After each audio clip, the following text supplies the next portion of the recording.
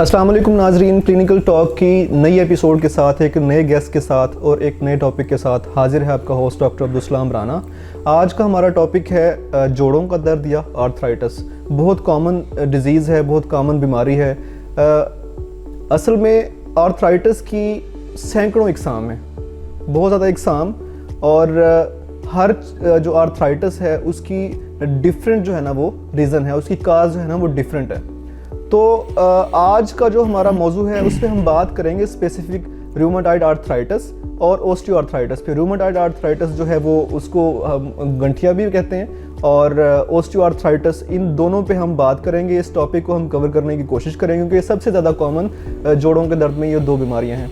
हमारे साथ जो शख्सियत मौजूद हैं उनका मैं आपसे तारुफ़ कराना चाहूँगा। प्रोफेसर डॉक्टर आसिफ सईद साहब, आपने अपनी जो MBBS की degree Nishtar medical college Multan से हासिल की, उसके बाद आपने ऑर्थोपेडिक सर्जरी में FCPS की, उसके बाद आपने सर्विसेज हॉस्पिटल और घुरकी टीचिंग हॉस्पिटल में अपना ज़्यादा वक्त गुजारा। तो आजकल Imran Idris teaching hospital, Idris hospital, Imran Idris institute of rehabilitation sciences और सियालकोट मेडिकल कॉलेज से मुंसलिक हैं। प्रोफेसर डॉक्टर आसिफ सईद साहब, अस्सलाम वालेकुम सर। वालेकुम सलाम, welcome to show sir. Thank you so much, बहुत शुक्रिया। तो हम बगैर ताखीर किए सवालों का सिलसिला शुरू करते हैं। आपसे मेरा पहला सवाल ये है कि आर्थराइटिस या जोड़ों का दर्द, इसके बारे में कुछ हमारे नाजरीन को बताएं कि ये एक्चुअली होता क्या है, और उसके बाद फिर हम फर्दर जो है ना रूमेटॉइड आर्थराइटिस और ऑस्टियोआर्थराइटिस पे बात करेंगे। असल में जॉइंट्स की पेन बहुत कॉमन है और ऑल ओवर द वर्ल्ड है, पाकिस्तान में नहीं, सिर्फ हर पूरे उसमें है, कंट्री में। उसकी मल्टीपल रीज़न्स हैं, बहुत सारी वजूहात हो सकती हैं, और बहुत सारी ऐसी डिजीज़ हैं जो हेरिडिटरी होती हैं, चलती हैं, फैमिली टू फैमिली भी रन करती हैं, बहुत सारी एक्वायर्ड होती हैं। असल में कुछ ऐसी हैं जिसको हम अवॉइड किया जा सकता है ना जी। तो मेन डिस्कशन का मकसद ये होता है कि हम उनको अवॉइड कर सकें। बाकी तो कुछ है जो मतलब अनअवॉइडेबल है ना, हम इसको स्पेसिफिक कर लेते हैं सर जी। मैं आपसे पूछना चाहूँगा रूमेटॉइड आर्थराइटिस के बारे में। हम पहले इस टॉपिक को लेके चलते हैं, इसको कंक्लूड करके फिर नेक्स्ट पे चलते हैं, ताकि ऑडियंस को जो है ना वो हमारी कोई परेशानी ना हो इसको समझने में। तो रूमेटॉइड आर्थराइटिस बेसिकली क्या होता है? बेसिकली रूमेटॉइड आर्थराइटिस जो है ना, इसे हम कहते हैं ऑटोइम्यून डिजीज़ है। ठीक है। ऑटोइम्यून डिजीज़ का मतलब होता है कि जो अनअवॉइडेबल है, उससे बच नहीं सकते। हाँ, उससे बचा नहीं जा सकता, बिल्कुल ऐसे ही है। और बहुत सारी चीज़ें देखें इसमें, जो अगर हम स्पेसिफिक बात करें ना रूमेटॉइड आर्थराइटिस की, तो इसमें मेन जो है वो हमारे छोटे जो जॉइंट्स होते हैं ना, स्मॉल जॉइंट्स, स्पेशली जो हमारे हाथ के जोड़ हैं, ठीक है, वो ज़्यादा अफेक्ट करते हैं। इसमें बड़े जोड़ भी अफेक्ट कर सकते हैं, होता है उनमें भी प्रॉब्लम, लेकिन मोस्टली ये स्मॉल जॉइंट्स हमारे इन्वॉल्व करते हैं। और इसे हम कहते हैं इन्फ्लेमेटरी डिजीज़ है ये, ठीक है। तो पाकिस्तान में खासी कॉमन है, बहुत ज़्यादा है केसेस, और स्पेशली ये देखा गया है कि हमारी जो ख़वातीन है ना, उनमें ये मसला ज़्यादा नज़र आता है। किस as as compare to gents? As किसी ज़माने तो समझा जाता था कि ये 40 की एज के बाद इसका चांस ज़्यादा होता है, लेकिन अब तो बच्चों में भी नज़र आता है, और उसे हम कहते हैं जुवेनाइल रूमेटॉइड आर्थराइटिस। वो स्पेसिफिक डिजीज़ है जो बच्चों में स्टार्ट हो जाती है 10-11 साल की एज पे ही। तो इसके साइन सिम्टम्स क्या आते हैं सर?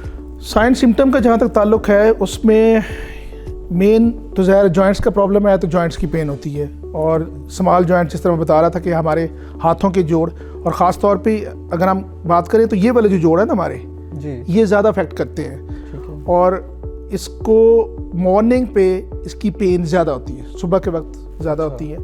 दूसरा इसका इंपॉर्टेंट फैक्टर है कि ये सिमेट्रिकल इन्वॉल्वमेंट है, मतलब दोनों हाथों को एक साथ इन्वॉल्व करती है ये। और अक्सर और बेशतर जो मैं मॉर्निंग की बात कर रहा था, उसे हम कहते हैं मॉर्निंग स्टिफनेस, कि सुबह के वक्त स्टिफ होते हैं आपके हाथ, इसको सीधा इकट्ठा करने में खासी तकलीफ महसूस होती है, काम नहीं कर सकते, और काम नहीं कर सकते, बिल्कुल स्वेलिंग होती है, उसकी वजह से प्रॉब्लम ज़्यादा आता है। बाकी इसकी एक और क्राइटेरिया इंपॉर्टेंट है कि सुबह तकरीबन कोई आधे से पौने घंटे के लिए ये प्रॉब्लम ज़रूर रहता है, और उसके बाद पेशेंट कहता है हाँ जी अब मैं थोड़ा सा बेहतर होना शुरू हो गया हूँ। और इसका इफेक्ट सर्दियों में इफेक्ट ज़्यादा होता है एज कम्पेयर टू, ठीक है। तो इसको मॉर्निंग स्टिफनेस इसलिए कहते हैं क्योंकि सुबह के टाइम हाथ सुबह के वक्त ज़्यादा। उसके बाद क्या होता है? उसके बाद ये बेहतर होता शुरू हो जाता है, निस्बतन बेहतर हो जाता है, ठीक है, निस्बतन। लेकिन ये है कि रिलीफ कम्प्लीटली नहीं होता कि सारा दिन आप बेहतर हैं, ऐसा नहीं होता, लेकिन काफ़ी हद तक बेहतरी ज़रूर आ जाती है, ठीक है। तो इसका क्या मतलब होता कैसे है? मैंने सुना है कि बीच में ये ठीक हो जाती है, फिर हो जाती है, ठीक है, مطلب اس کے جو ریمیشن ایک ورڈ ہم استعمال کرتے ہیں. بالکل ایسے ہی ہے, بالکل ایسے ہی ہے. کبھی کبھی اس کے سمٹمز سیویئر بھی ہو جاتے ہیں, شدید ہو جاتے ہیں. بعض اوقات بہت سارا ٹائم ایسا بھی گزرتا ہے پیشنٹ کا, پیشنٹ کہتا ہے لو جی میں ٹھیک ہو گیا ہوں, حالانکہ وہ ٹھیک نہیں ہوا ہوتا, وہ ریلیپس ہوتے ہیں, اونچ نیچ اس میں آتی ہے. تو اس کی بھی ملٹیپل ریزنز ہے, اس میں ویدر کا بھی افیکٹ ہے, اس میں آپ کی سردیوں میں زیادہ ہوتی ہے. بالکل سردیوں میں زیادہ ہوتا ہے, اور آپ کی ڈیلی لائف پہ بھی ڈپینڈ کرتا ہے کہ آپ کی جو فزیکل ایکٹیویٹی ہے وہ کیا ہے. تو وہ اس میں کچھ فیکٹرز بھی ایسے ہیں جو اس کو بڑھا سکتے ہیں. فرض کریں ایک پیشنٹ اب ٹھیک فیل کر رہا ہے نا, تو اس کو اچانک پھر وہ مسئلہ ہونا شروع ہو جاتا ہے, پین بڑھنا شروع ہو جاتا ہے, تو وہ کیا کوئی ایسے فیکٹرز بھی ہیں جو اس کو بڑھا سکتے ہیں یا ہم جن سے بچ سکتے ہیں؟ آپ نے فزیکل ایکٹیویٹی بڑھائی. ہاں نہیں, فزیکل ایکٹیویٹی اس میں بالکل ہے, لیکن اس میں ہے کہ جب پین زیادہ ہو, پرابلم زیادہ چل رہا ہو نا, تو اس میں کہا جاتا ہے کہ ریسٹ کریں, اس کو ریسٹ دیں, جوائنٹس کو آرام دیں گے تو زیادہ بہتر ہو جائے گا. پلس یہ ہے کہ ٹھنڈی چیزوں کو اوائڈ کرنا ہوتا ہے, ٹھنڈ کو اوائڈ کرنا ہوتا ہے, اپنے آپ کو کور رکھنا ہوتا ہے. اور امپورٹنٹ یہ ہے کہ صبح کے وقت اچانک آپ بستر سے جب نکلتے ہیں تو ٹھنڈ سے بچا کے اپنے آپ کو تو پھر کریں. اچھا, ہمارا پروگرام جو ہے نا وہ ایک لیمین بھی دیکھ رہا ہوتا ہے. ہاں جی. اور کالج ایج ویمن بھی دیکھ رہی ہوتی ہیں, ہر فیلڈ کے لوگ دیکھ رہے ہوتے ہیں. اسی طرح جو ینگ ڈاکٹرز ہیں وہ بھی جو ہے نا ہمارے پروگرام سے مستفید ہو رہے ہوتے ہیں. آپ ماشاءاللہ اتنے سینئر ہیں اور اتنی سروسز آپ نے دی ہیں, اور تو میں ان کے لیے آپ سے سوال پوچھنا چاہوں گا کہ یہ جو بیماری ہے اس کا ڈائگنوسٹک کرائٹیریا کیا ہے؟ دیکھیں, موسٹلی تو یہ کلینکل ڈائگنوسس زیادہ ہے ہماری. کلینکل سے مراد ہے کہ جو پیشنٹ کے سمٹمز ہوتے ہیں نا وہ بڑے اسپیسیفک ہوتے ہیں, اور جو باقی ڈیزیزز سے اس کو سیپریٹ کرتے ہیں. ٹھیک ہے. جس طرح میں نے بتایا تھا کہ یہ اسمال جوائنٹس اور خاص طور پہ یہ والے جو جوائنٹس ہیں نا, پروکسیمل انٹرفلنجیل جوائنٹس ان کو ہم کہتے ہیں. میں اسپیسیفک لفظ اس لیے استعمال کر رہا ہوں کہ تاکہ ہر بندے کو پتہ چل سکے, جو سمجھتا ہے وہ اس کو پتہ چل جائے گا. اس کی کیونکہ سیمیٹریکل انوالومنٹ ہے, دونوں ہاتھوں میں زیادہ ہوتا ہے. خواتین میں یہ پرابلم زیادہ آتا ہے مردوں کی نسبت, مردوں میں بھی کیس نظر آتے ہیں لیکن ذرا ریئر ہوتے ہیں. دوسرا کچھ انوالومنٹ ہوتی ہے, پیرنٹس سے بھی کچھ ٹرانسفر بالکل ہوتا ہے, بالکل ہوتا ہے. چانس ہوتا ہے لیکن نیسیسرلی نہیں ہے کہ ایسا ہو. چانس زیادہ ضروری ہوتا ہے کہ اگر فیملی میں رن کر رہا ہے تو ایسا ہوتا ہے کہ آگے سے بچوں کو ہو سکتا ہے. ٹھیک ہے. تو لیبارٹری ٹیسٹ وغیرہ جو ہم کراتے ہیں اس میں کیا مطلب نظر آتا ہے, کیا دیکھتے ہیں آپ؟ ہاں جی, جس طرح بتا رہا تھا کہ پہلے تو کلینکل ڈائگنوسس امپورٹنٹ ہے کہ صبح کے وقت پین ہوگی, آدھے پونے گھنٹے کے لیے رہے گی, اس کے بعد آہستہ آہستہ بہتری آنی شروع ہو جاتی ہے, اور اسی سے جو ہے نا اسی سے ڈائگنوز ہو جاتی ہے. خاتون ہے اور مارننگ کی اسٹفنس آ رہی ہے, ساتھ میں مطلب صبح کے علاوہ باقی نسبتاً بہتر ہوتی ہے, تو ہمارے ذہن میں پہلا کویشچن یہی ہوتا ہے کہ موسٹ پرابلی شاید یہی ہوگا. اس کو پھر ہم کنفرم کرنے کے لیے رپورٹس کی طرف جاتے ہیں جو کہ خون کی رپورٹس ہوتی ہیں, اور اس میں ایک امپورٹنٹ رپورٹ ہے جسے ہم کہتے ہیں روماٹائڈ فیکٹر. ویسے تو 70% میں یہ پازیٹیو ہوتا ہے, 30% میں نیگیٹو بھی ہوتا ہے, اس کے باوجود بھی روماٹائڈ ہوتا ہے پیشنٹس کو. تو یہ زیادہ ایگزیکٹ کرائٹیریا نہیں مانا جاتا, لیکن اگر کلینکلی پیشنٹ کو پرابلمز آ رہے ہیں, ساتھ میں آر اے فیکٹر اسے ہم کہتے ہیں پازیٹیو ہے, تو اس کا مطلب ہے most probably it is rheumatoid arthritis.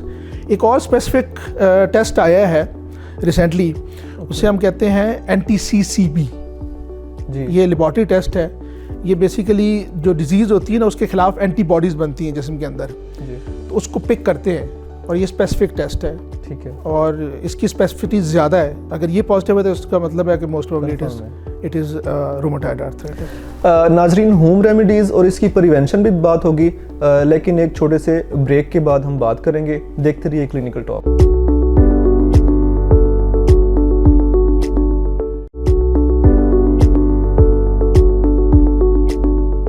Welcome back ناظرین. ہوم ریمیڈیز اور پریونشن کے لیے سر کے پاس دوبارہ چلتے ہیں اور سر سے بات کرتے ہیں.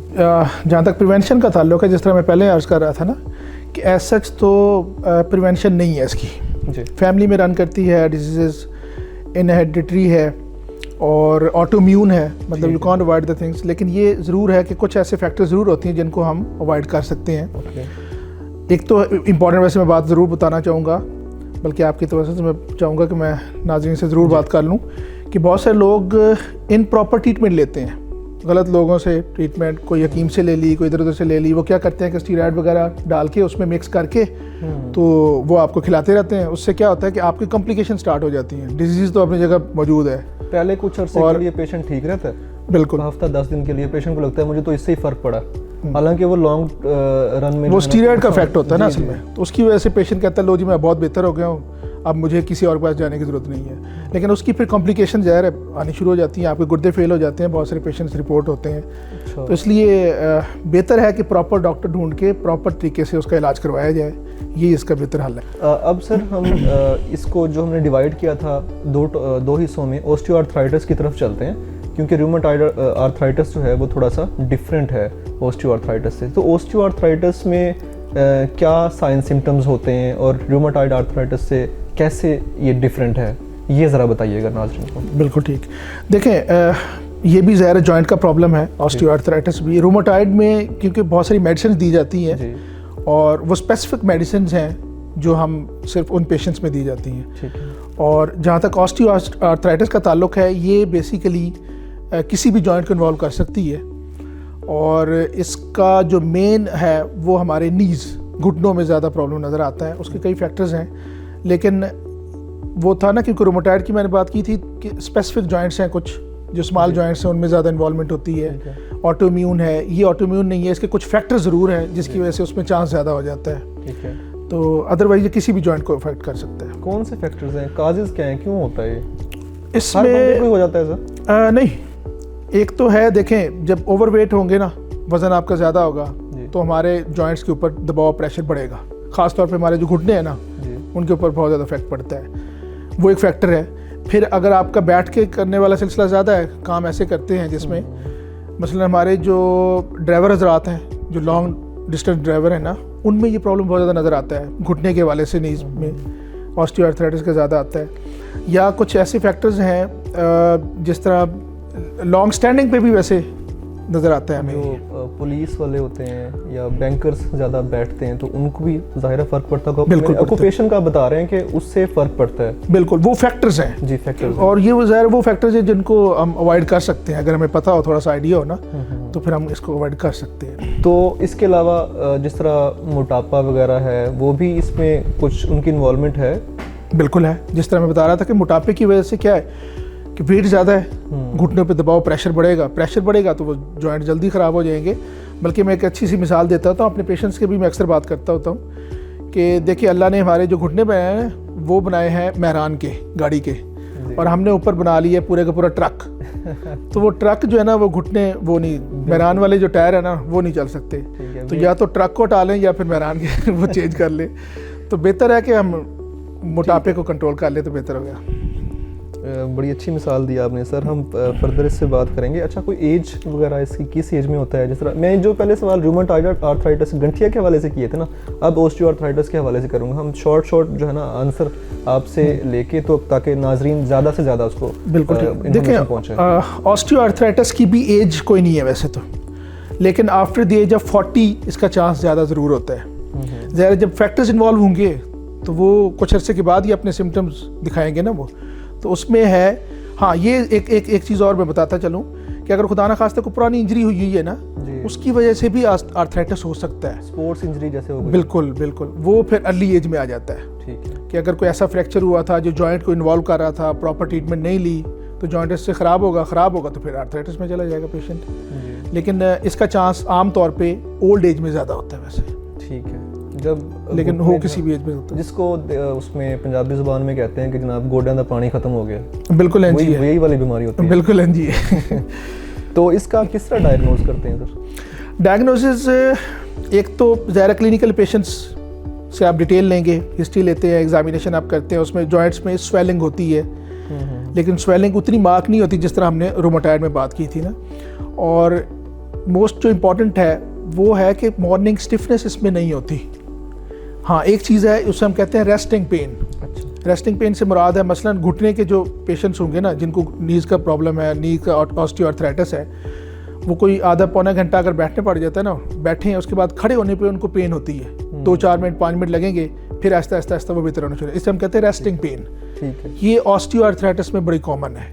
تو یہ بھی ایک ڈفرینشیٹنگ فیچر ہے جو اس سے اس کو دونوں کو ڈفرینشیٹ کرتی ہے. بالکل ایسے. باقی ہم لوگ اس میں پرٹیکولر لیبس ٹیسٹ تو کوئی نہیں ہے اوسٹیو میں. ہاں, ایکس رے بڑا ڈائگنوسٹک ہوتا ہے. ٹھیک ہے. اس میں جوائنٹ اسپیس کم ہو جاتی ہے. ایک چیز ہوتی ہے کہ چونچے سی نکل جاتی ہیں اس کے ہڈیوں کی, उसे हम कहते हैं ऑस्टियोफाइट्स, वो बनने शुरू हो जाते हैं। तो इस तरह की सूरत। अच्छा, एक चीज़ मैं अभी बात की थी ना कि रूमेटॉइड में हमारे ये जॉइंट्स जाते हैं, जी। ऑस्टियो में हमारे ये वाले जॉइंट्स, इसे हम कहते हैं डिस्टल इंटरफेशियल जॉइंट्स, ये ज़्यादा इन्वॉल्व होते हैं। ओके, तो ठीक वो है। स्पेसिफिक जॉइंट्स के हिसाब से भी आपको पता लग जाता है कि कौन से ठीक है, हैं। माशाल्लाह। फिर आपका तो एक्सपीरियंस बहुत ज़्यादा है, तो आपको तो पेशेंट को वो 2 बातें करता होगा, अंदाज़ा हो जाता होगा।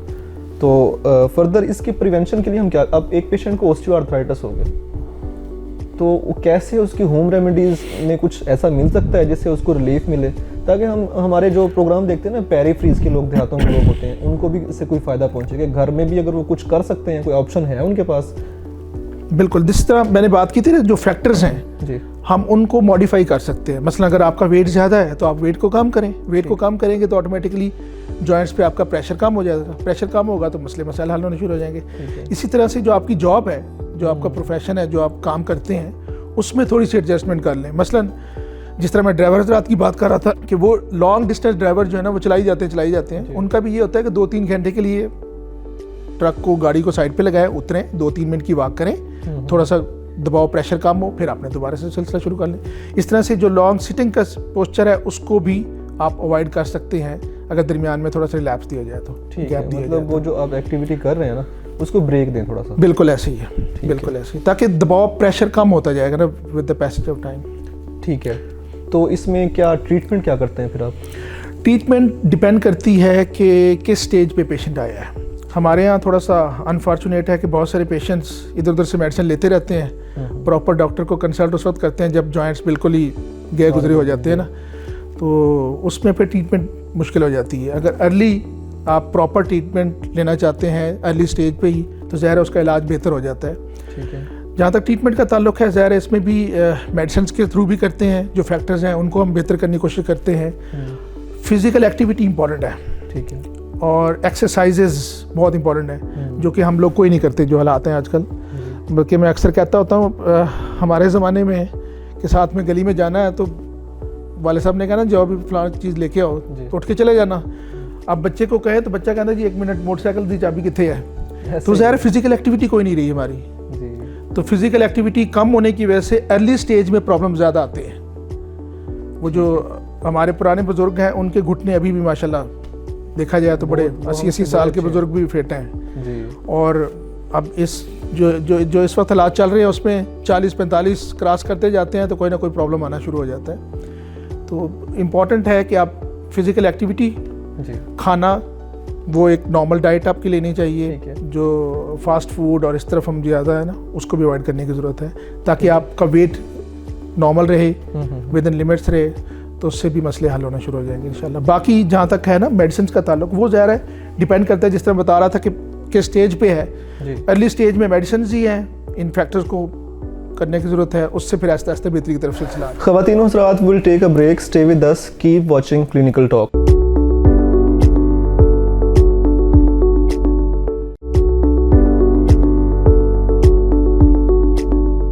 वेलकम बैक नाजरीन, बातों का सिलसिला वहीं से शुरू करते हैं। तो सर, हम बात कर रहे थे ट्रीटमेंट की। वो एक है ना, कोई मैं सुनते होते थे कि दर्द बढ़ता ही गया जो दवा की। तो ऐसे पेशेंट्स भी होते हैं जिनका दर्द जो है ना वो कम ही नहीं होता, उनके पास और क्या ऑप्शन है? मतलब मेडिसिन के अलावा और क्या ऑप्शन हैं ट्रीटमेंट के? बिल्कुल ऑप्शन मौजूद हैं, और जिस तरह मैं पहले बता रहा था कि डिपेंड करता है स्टेज पे, जी, किस स्टेज पे हमारे पास पेशेंट आया है। अगर एक एडवांस स्टेज पे पेशेंट आया है तो उसमें मेडिसिन का भी कोई ख़ास रोल नहीं है। इवन के मैं चाहूँगा कि फिजियोथेरेपी की भी बड़ी इंपॉर्टेंट है वैसे इसमें, इस पर भी थोड़ी सी बात कर लेते हैं। उसका भी रोल कोई नहीं रहता, फिर हमारे पास ऑप्शन सिर्फ सर्जरी रह जाती है। लेकिन अगर पेशेंट अर्ली स्टेज में आ जाए तो along with the medicine physiotherapy का बहुत ज़्यादा रोल है।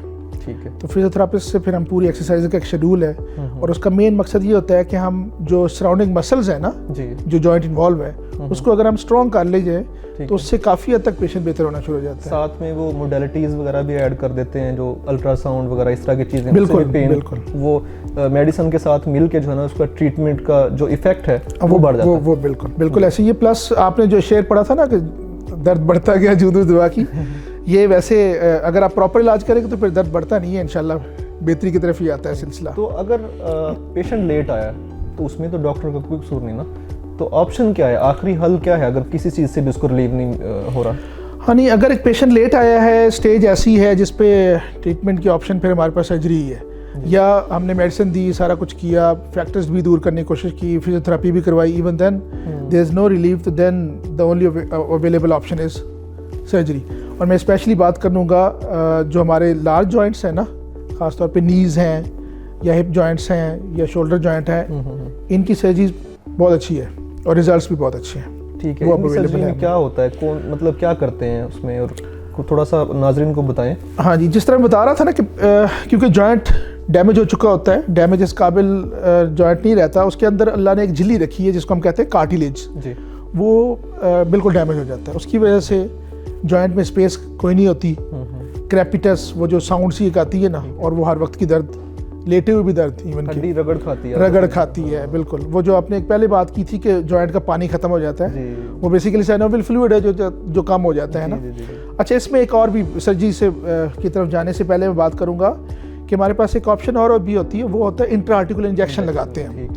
اور اگر ارلی اسٹیج میں پیشنٹ ہے تو اس کے بھی ریزلٹس نسبتاً نظر آتے ہیں. ایک انجیکشن ہوتا ہے جسے ہم گلوکوزامین، اس کا ہائلورونک ایسڈ کا اویلیبل ہے، لیکن وہ ارلی اسٹیج ہو تو اس میں بھی اس کا ہے. ادروائز پر آپشن سرجری. اور سرجری میں جو آپ نے پوچھا نا کہ کیا کرتے ہیں، سرجری میں ڈپینڈ کرتا ہے کہ کس اسٹیج پہ ہے.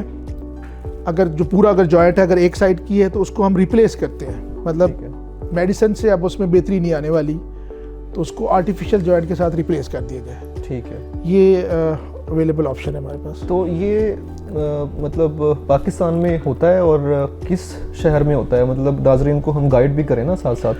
نہیں، بالکل پاکستان میں ہوتا ہے اور پچھلے آلموسٹ 2 ڈیکیڈ سے ہو رہا ہے. اچھا، ماشاء اللہ. بالکل، کچھ تو ہے. ہاں، پہلے یہ ضرور تھا کہ بڑے شہروں میں ہوتا تھا، ہمارے کراچی میں، لاہور میں، اسلام آباد میں. اب ہمارے جیسے شہر سیالکوٹ میں بھی اویلیبل ہے یہ آپشن. اچھا، بالکل. اور بہت اچھے ریزلٹس نظر آ رہے ہیں. خوشخبری ہے بالکل لوگوں کے لیے، لوگوں کو اب دور نہیں جانا پڑتا. اور اکنامیکل بھی پڑتا ہے. سیالکوٹ میں اگر بڑے شہر میں جا کے کرائیں، بڑے سیٹ اپ میں کرائیں، ظاہر ہے وہ تھوڑا کاسٹلی پڑتا ہے. یہاں پہ ٹھیک ہے، اکنامیکل بھی ہے. سرجری کا آپشن یوز کر لیا آپ نے، سرجری کر دی، تو اس کے بعد ایسا تو نہیں ہے کہ پیشنٹ کو جس طرح آپریشن کے بعد 6 مہینے لیٹا رہنا پڑتا ہے، کوئی فریکچر ہوا اور سرجری ہوئی، اس کے بعد پیشنٹ کو آپ مطلب ایموبلائز کرنا پڑتا ہے اس حصے کو کہ آپ نے جناب 6 ہفتے تک نہیں اٹھنا یا 8 ہفتے تک بیڈ پہ رہنا ہے، تو اس کے بعد کتنے ٹائم کے بعد پیشنٹ اپنے پاؤں پہ کھڑا ہو جاتا ہے؟ نہیں، اس میں ارلی موبلائزیشن امپورٹنٹ ہے. اور کیونکہ اگر جب پیشنٹ پریزنٹ کرتا ہے تو اس کے مسلز ویک ہو چکے ہوتے ہیں، آپریشن کے فوراً بعد دوسرے یا تیسرے دن پیشنٹ کو ہم لوگ کھڑا کر دیتے ہیں ود دا سپورٹ.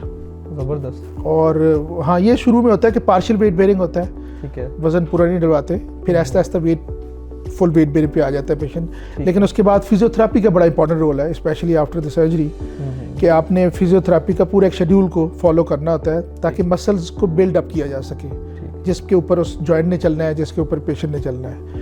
لیکن لیٹنے کا کوئی چکر نہیں ہوتا اس میں. سیکنڈ ڈے پہ عام طور پہ پیشنٹ کو موبائل کر دیا جاتا ہے. اس کے علاوہ ہم جب پہلے رومیٹائڈ آرتھرائٹس کی یا گٹھیا کی بات کر رہے تھے، تو اس میں جو چھوٹے جوائنٹس ہیں ان میں بھی کوئی ایسی سرجریز وغیرہ ہوتی ہیں یا آپ کے پاس آپشن ہے مطلب ہمارے پاس کہ ہم سرجری کرائیں، وہ جو ہاتھ ان کے مڑ جاتے ہیں یا کچھ ان کو کریکٹ کرنے کے لیے، سیدھا کرنے کے لیے؟ ہاں نہیں، رومیٹائڈ میں یا گینٹھیا میں یہ کیونکہ اسمال جوائنٹس ہاتھوں کی ڈیزیز ہوتی ہے، جوائنٹس ہمارے یوں ٹیڑھے ہو جاتے ہیں، بالکل ایسے ہو جاتے ہیں، ہے نا. اگر بہت زیادہ ایکسٹریم پہ ہو گئے ہیں تو اس میں میڈیسن کا پھر رول ختم ہو جاتا ہے. اس میں سرجری بالکل اویلیبل ہے اور اس میں بھی جوائنٹ کو ریپلیس ہی کرتے ہیں ہم.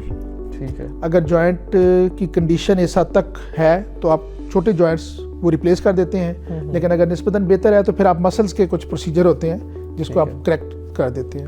لیکن بالکل آپشن موجود ہے. سوال آیا ایک ہمارے جو ہے نا اس کی طرف سے، پروڈیوسر کی طرف سے، کہ جو بیوی کی طرف سے ملنے والا درد ہوتا ہے تو اس کا بھی کوئی علاج ہے؟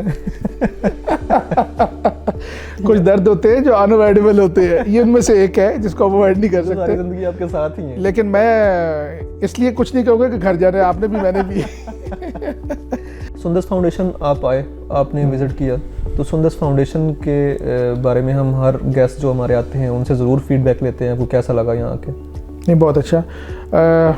میرا فرسٹ وزٹ تھا ویسے سندس فاؤنڈیشن پہ، نام بہت سنا تھا میں نے، اور جتنا یہ کام کر رہے ہیں وہ ماشاءاللہ بہت اچھا ہے اور اپریشیٹ کرنا چاہیے ہمیں، کیونکہ یہ وہ پرابلم ہے جو آل اوور دا ورلڈ ہے. پاکستان میں ہماری بڑی کم فاؤنڈیشنز ہیں, کم اس طرح کے ادارے ہیں جو ایسے بچوں کی ہیلپ کرتے ہیں, تو یہ ماشاءاللہ ان کا ایک بہت اچھا کام ہے. ٹھیک ہے. اور جو ہمارا اللہ ان کو جزائے خیر دے. آمین. ہمارا جو پروگرام ہے کلینکل ٹاک, اس کے ذریعے بھی ہم جتنی ہم سے ہو سکتا ہے کوشش کر رہے ہیں لوگوں کو اویئرنیس دینے کے لیے, تاکہ ہمارے جو ہم جن کو پروفیشنلز کو یا جن سینئر ڈاکٹرز کو آپ جیسے جو ہمارے سینئرز ہیں ان کو بلاتے ہیں لوگوں کو, تاکہ گائیڈ کر سکیں, ان کی مشکلات کو کم کرنے میں ہم ان کی مدد کر سکیں. تو اس شو کے بارے میں آپ کیا کہیں گے؟ نہیں, بہت اچھا, اویئرنیس کے لیے بہت اچھا شو ہے عام پبلک کے لیے کہ کون سی بیماریوں میں کیا کیا صورتحال ہے, کیا کرنا ہے. آپ نے بہت ساری چیزیں اسی سے ہی لوگ سیکھتے ہیں, سمجھتے ہیں, اور ہلکے پھلکے مسئلے تو گھر پہ بیٹھ کے حل کیے جا سکتے ہیں اگر ان کو تھوڑی سی سمجھ یہاں سے لے لی جائے. پروگرام بہت اچھا ہے, بالکل keep it up. Thank you very much sir, آپ نے ہمیں ٹائم دیا, اس کے لیے بہت شکریہ, اور بڑی انفارمیشن ملی. ناظرین انشاءاللہ نیکسٹ ٹائم آپ سے ملاقات ہوگی. پروگرام کا شیڈول میں پہلے بتا دیتا ہوں آپ کو. آج جو ہم نے بات کی ہے پروفیسر آف آرتھوپیڈک سرجری ہیں ڈاکٹر آصف صاحب, ان سے میڈیسن پہ اور سرجری کے حوالے سے جو 2 بیماری ہیں. جو ہمارا نیکسٹ پروگرام ہوگا وہ انشاءاللہ ہم اس پہ بات کریں گے ریوماٹائڈ آرتھرائٹس اور اوسٹیو آرتھرائٹس میں فزیو تھراپی کی امپورٹنس کے حوالے سے. تو اس کے حوالے سے اگر آپ کا کوئی سوال ہو تو آپ کمنٹ سیکشن میں ضرور لکھیے گا, میں ضرور اس کو پروگرام میں شامل کروں گا. تب تک کے لیے اپنے ہوسٹ ڈاکٹر عبدالسلام رانا کو اجازت دیجیے.